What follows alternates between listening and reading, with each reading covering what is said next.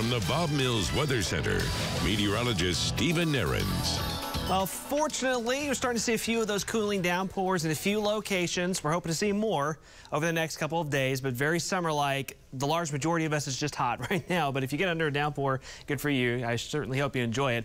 We've had a few little showers across the I-40 corridor, south of I-40. A couple little downpours that have popped up in Cherokee and Adair counties, just east of Tahlequah. Occasionally a lightning strike or two with this. Of course, that's very minimal. The heaviest activity by far has been to the north the last couple of hours now. Some new downpours just north of Pawhuska, back up towards Granola and 4 Acre. A little bit of thunder and lightning there. But then this cell that's kind of gusted out a little bit finally, that's been around Bartlesville for the last couple of hours, has been quite heavy and has produced, I would say, at least 1.5 inches of rain, if not more, on eastern and southeastern sides of town. But you talk about just a few miles down the road, I mean, just on the north side and the west sides of Bartlesville, you've had sunshine at times just on the other side of this. Still some lightning strikes showing up as this storm has kind of diminished and then reforms a little bit between Bartlesville and about Newada on that Highway 60 corridor. Again, there'll be some localized street flooding in kind of the normal spots right now. That extends down towards Oshaleta and Barnsdall. So again, some very, very localized street flooding. Potential for gusty winds as well. That'll be the issue with storms later this afternoon and this evening,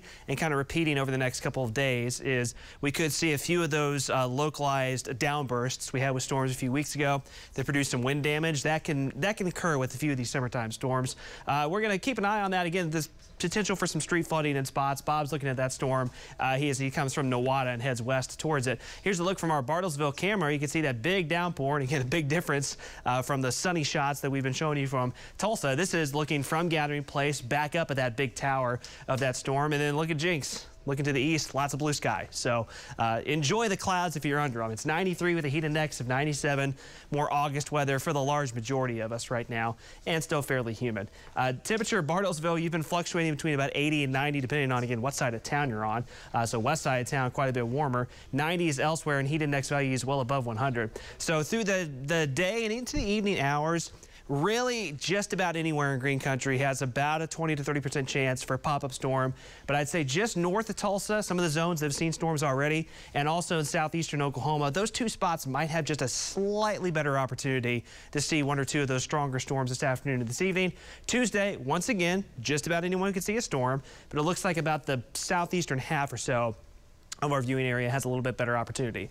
Here's that look on future view. You can tell it's a very summer-like August day in a nutshell. Hot and humid for most of us, but some isolated pop-up stronger storms to cool a few folks off. Outside of those storms, temperatures in the mid to upper 90s. Heat index could be as high as 105.